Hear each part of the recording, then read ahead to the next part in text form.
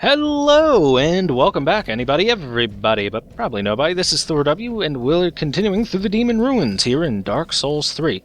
Now then, from this particular bonfire, it's called the Old King's Antechamber. You know, I'm trying to talk here, sir. Sir.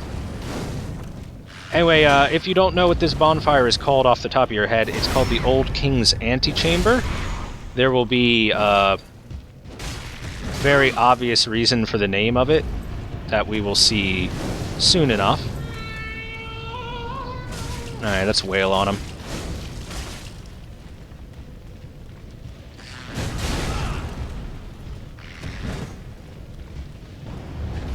Alright, now you get backstabbed, and now you're dead. You nerd. Well, I wasn't expecting to fight him, but whatever. I'm going to heal up to full because I feel like it. Anyway, over here, there is an illusory wall that we can go down. And there is a corridor here with many, many magma slimes. Going to want to pretty much run through here in order to avoid having them drop down on you. And an Estus shard. And if you look down here, just a fall. So we're going to ignore that. We're going to just pass our way back past the slimes. There's no real reason to hang around them.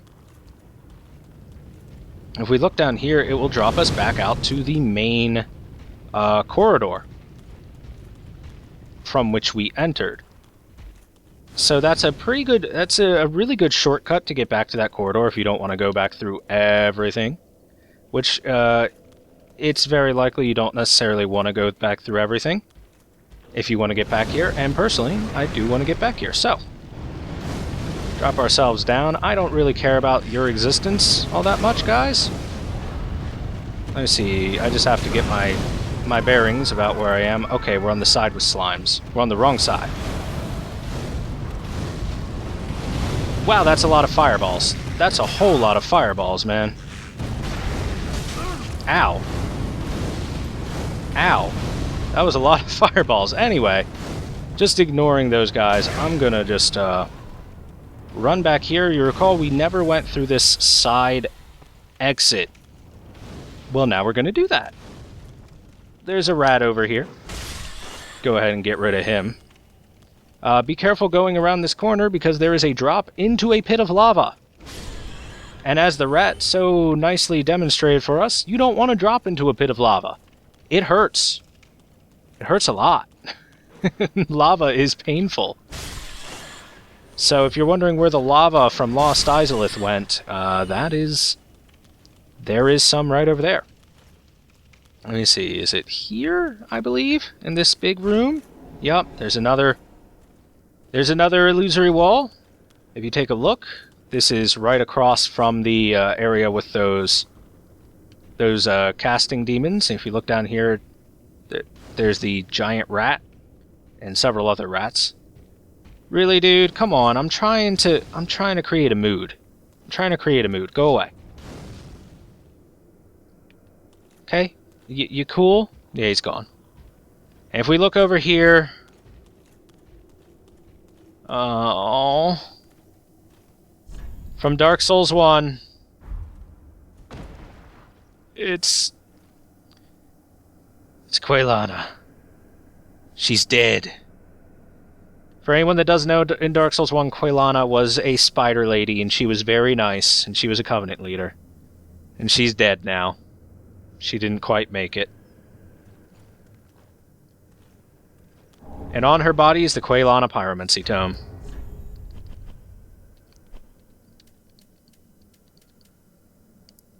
A pyromancy tome of Quelana, containing her unique spells. These pyromancies can only be taught by a female master. Give to a female pyromancy master to learn the pyromancies. Quelana, the sole surviving witch of Izalith, once accepted a human pupil, but after the pupil moved on, she never took another. So, Quelana was the human corpse that you can see. I'm sorry, I called, Geez. I accidentally called Spider Lady Quelana when Quelana was the human and was a pyromancy teacher in Dark Souls 1. So Koilana was this human corpse here, and this the Spider Lady was known as the Fair Lady in Dark Souls 1. She never really had an actual name. She was Quelaag's sister, obviously, Koilana's sister as well. Koilana was actually the only witch of Izalith to actually make it out of Izalith fully unscathed, without turning into some sort of demonic monstrosity, or there was another witch there in Izalith, but she seemed like she was under some sort of mind control or something like that. So Koilana left behind her pyromancy tome here. She didn't quite make it, and the fair lady, the fair spider lady, is also dead. Sad times, man. Sad times. So from here, we can come down here, and you'll notice there are items in the lava. Items in the lava. Well, let's go ahead and get our flame stone plate ring. And this is why we have flash sweat, because there's no actual, like, immediate item to get us through here without taking damage. Toxic mist. Oh god, we got hit, and we're dead. Damn it. We got the toxic mist, but unfortunately picking it up let that slime hit us. So we're going to have to make a return trip here to the lava pit. And yeah, we've got to make it all the way through that lava. So, let's run out through the illusory wall again. Once again, I'm going to Ember up. The more health you have available to you at this point in time for running through that, at whatever point in time you choose to run through that lava, the better. Oh cool, I fell on the thing. It's pretty funny. Okay, ready, steady, go! Alright, we're good. We're past the brunt of the abuse. The brunt of the abuse. Anyway, you're going to want to increase your fire resist pretty darn high for going through the lava. It's not a pleasant it's not a pleasant stroll. That is for sure. So we're going to come down here and we're going to try that again and hopefully not get hit by the slime on the way through. As you can see, we pretty much left a corpse there. Oh.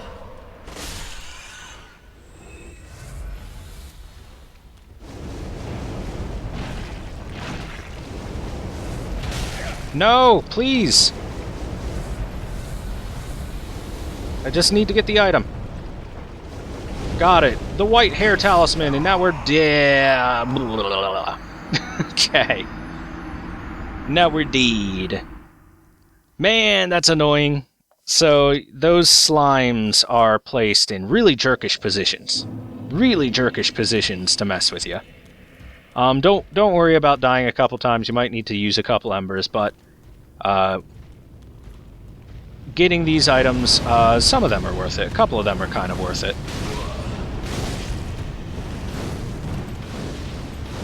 Kind of worth it.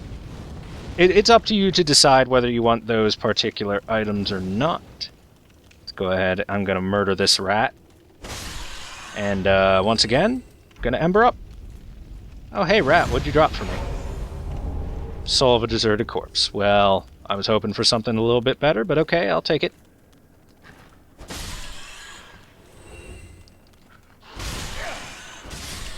Freaking rats, man. Oh, are my souls going to be just way out there? I guess they are. Well, I believe that's all the items that we can grab from there. In this particular pool of lava?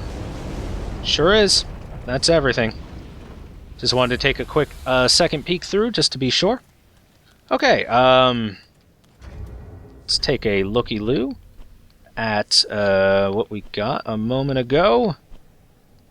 Oh, that's right, the charms are over here.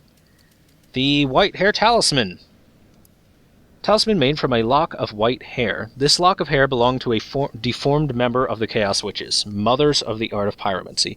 Fashioned into a talisman, it enables the wielder to cast both miracles and pyromancies with the combustion skill. A lock of white hair, likely from the fair lady spider. I miss you, fair lady spider. I'll miss you forever, spider waifu. Well, we've done that business in that pool of lava now. Kill this rat. This is another pool of lava.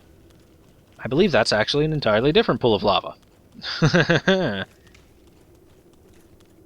Okay, big rat. Hello, big rat. Come here, big rat. So it's actually kind of... Okay, that was odd. It's kind of weirdly expected for you to drop attack onto the rat from there, because if you look back here, look at all these little rats just hanging out to ambush you from behind. I wish there was poise in Dark Souls 3 so that rats couldn't stagger me in my heavy armor. Okay, cool. Now then, right next to where the big rat was... I said right next to where the big rat was, is an illusory wall. With a chest. With 3 large titanite shards, and behind that chest is an illusory wall. That drops down right here. With the Izalith staff and some basilisks. As always, be very cautious with basilisks. You don't want to get cursed. Instant death is no fun. I'm actually surprised at how little damage I'm doing to them. Oh well, they did. They did. Now, considering the number of basilisks around here, this kind of seems like maybe this was pretty close to where Ash Lake was, or at least the arch trees from Dark Souls 1 that led into Ash Lake, because there were a plethora of basilisks around the area. Or they're just here to be annoying. Who knows? They were also kind of in the swamp area. But the swamp area seemed very much like Ulasil, so... I'm trying to create a map in my head of Dark Souls 3 compared to Dark Souls 1. If we come up here, this is where the rat was. Just showing off where this was. And you notice down here is pretty wet. More of the same scenery, except now we have these... They look like they were the eggs from the Fair Lady. And you can see there's even some spider webbing around them, so... Somewhat likely that those are clusters of eggs. And then is it... I don't think there's another illusory wall, but I know there is a direction to the left that we can go. Yep, right over here. Where Knight Slayer Tsorig is here to see us again. Hello, Tsorig. As you recall, he was in the catacombs. He is the gentleman wielding the Fume Knight Greatsword, which was like the strongest greatsword in Dark Souls 2. And continues to remain very powerful weapon. A very powerful weapon.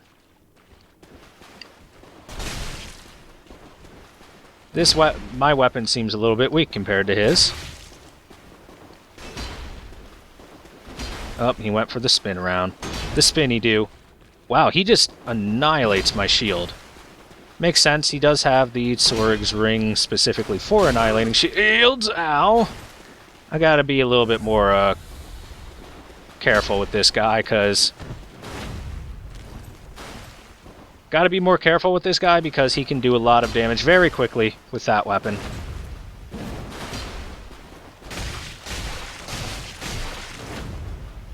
Best way is to get in when he's vulnerable, get a couple of quick hits in, and then back off.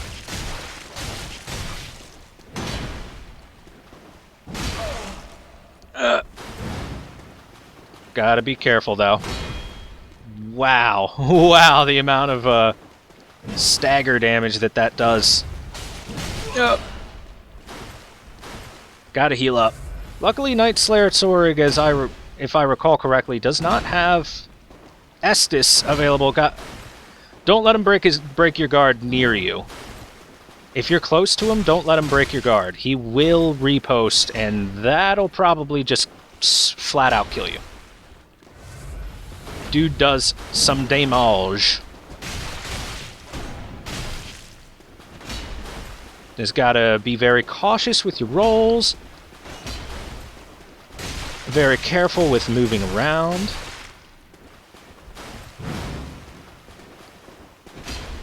And he done. Gotta punish the big attacks, and goodbye, Night Slayer Sorig. For killing him, we get the Fume Ultra Greatsword and the Black Iron Great Shield. So, let's go ahead and take a peekaboo at that bit of equipment. Fume Ultra Greatsword. This twisted sword, the heaviest of all Ultra Greatswords, resembles black slate. This weapon, said to belong to a trader from long ago, was so heavy that it found no owner and became a forgotten relic of history, with the Stomp skill, which is one of the few things that actually gives you poise in this game. And, of course, the Black Iron Great Shield. Great Shield made of black iron, deeply feared for its association with Night Slayer Sorig. Black Iron offers high defense and is particularly effective at warding off fire, with the Shield Bash skill. Takes 32 strength to wield the Black Iron Great Shield, and it takes how much strength? 50 strength for the Fume Ultra Greatsword. 50! That's a lot of strength. That's a whole lot of strength. I don't know if I can do this. Anyway, there is another pit of lava, as you can see. Flash sweat we go. There's an item over there and an item over here.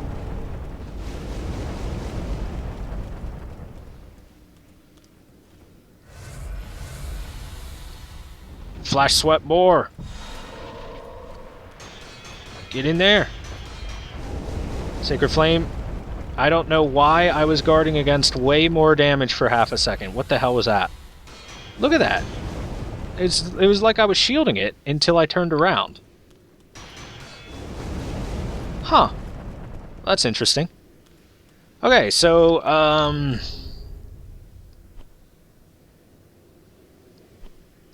we got Sacred Flame as a thing.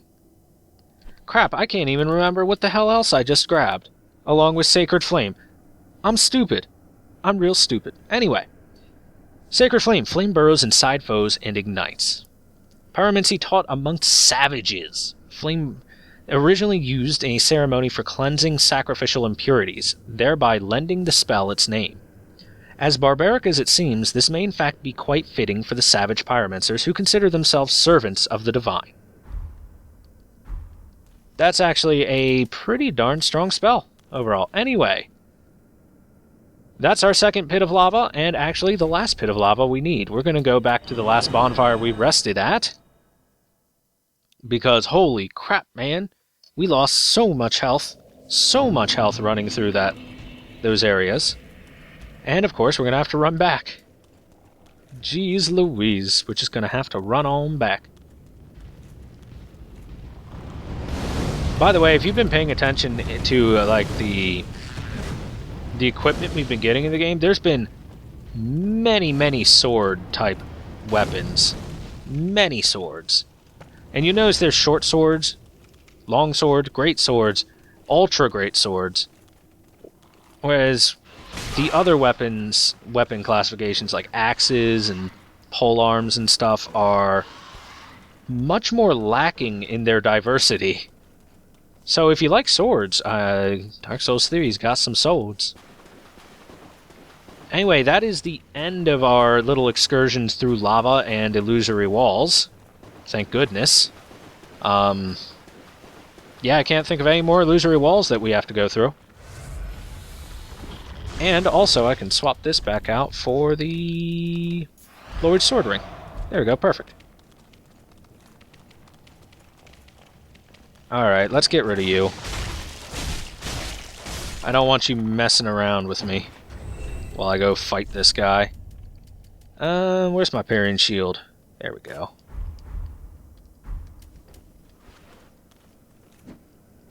Alright, let's go play games with the Black Knight across this bridge. Hey dude, I'm a cool guy too. Oh, but he's a cooler guy, as you can see. Yup.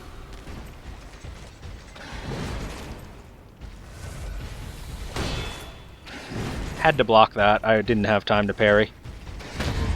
Whereas now I do. How's it feel, Black Knight? How's it feel, Black Knight? A good way to parry them in rhythm, if they put their shield up, is to just kind of bounce off of it. And then their reply is generally pretty readable. And then you can just parry them nice and easily. No big issue. And we killed the great sword Black Knight. Soul of Crestfallen Knight.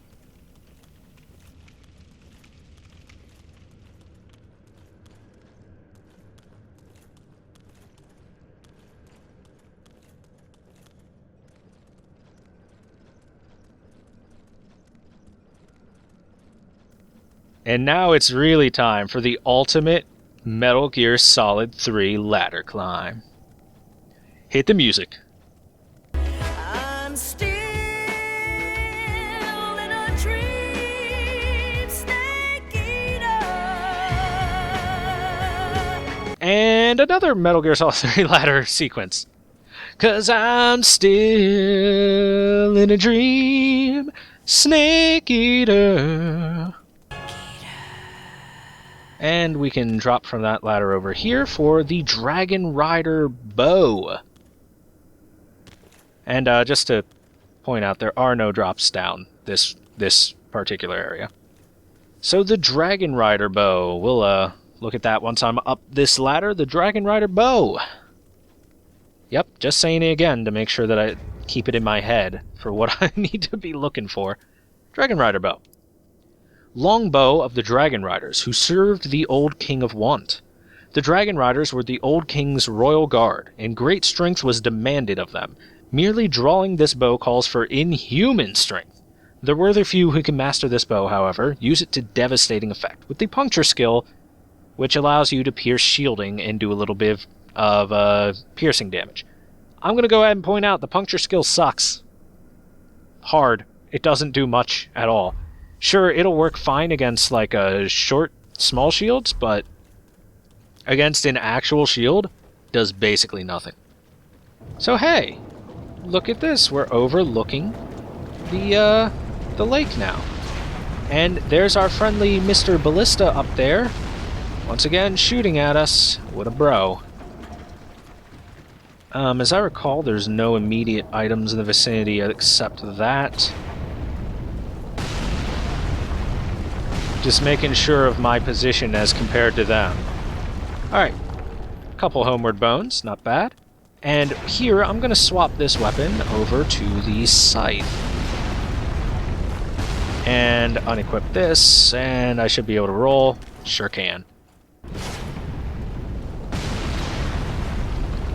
Now there's a good reason for me to have the scythe out instead of anything else. That is because right over here, got some skeletal wheels. And as you recall, the scythe absolutely murders skeletons. Absolutely reaps their souls from their body. Destroyed. Notice that wheel skeletons are weak as piss in this game. Like, look at this. Look at that. He did nothing to me.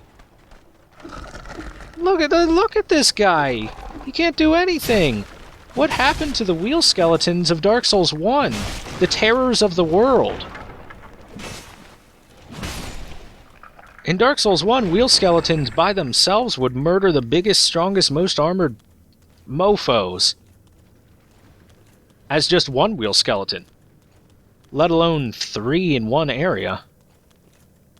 I'm a little disappointed.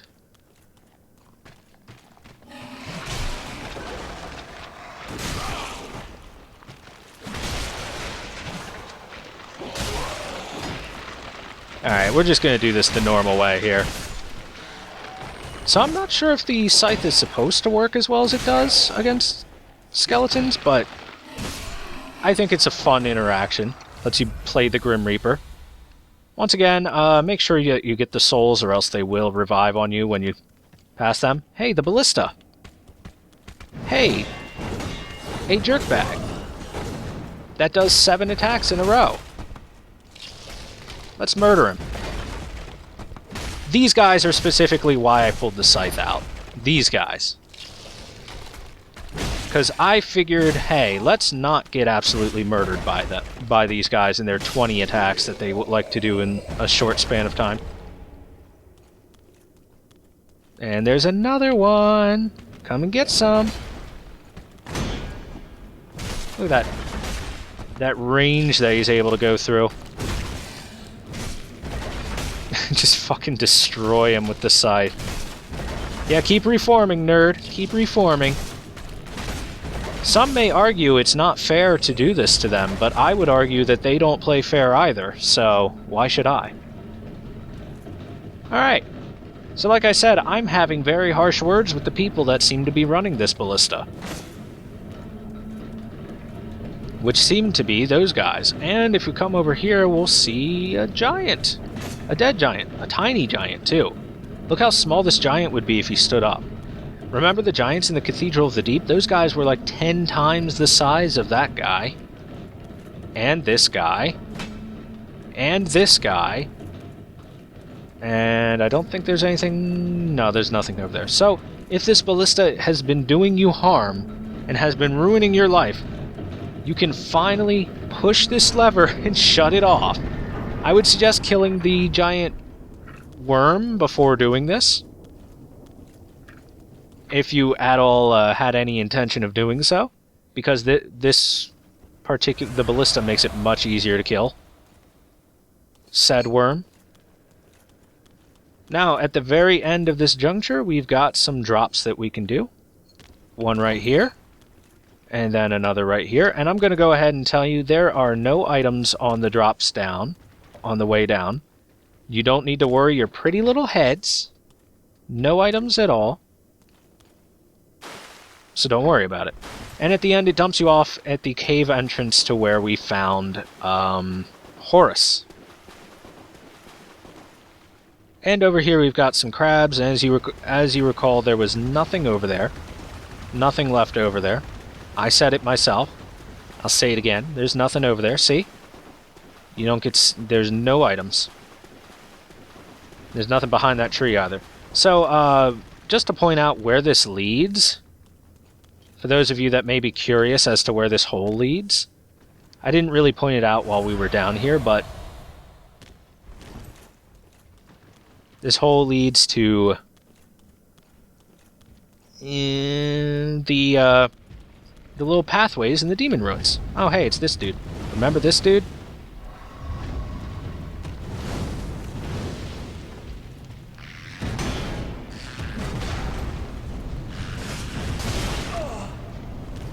Don't know if the scythe is the best weapon to take care of these guys, but we'll try it out. Oh! Oh! Oh! Okay! Ow! Ow! Now this is fine. He dead. Goodbye. And to point it out exactly, it is right next to the bonfire. He even dropped us a Titanite shard. So yeah, it's right down here near the bonfire. So if you do drop down there, if you do want to drop down there, it'll take you to the bonfire pretty easily. Now then, let's head to Firelink Shrine for a moment or two. Because the Shrine Handmaid has some interesting equipment that she now sells.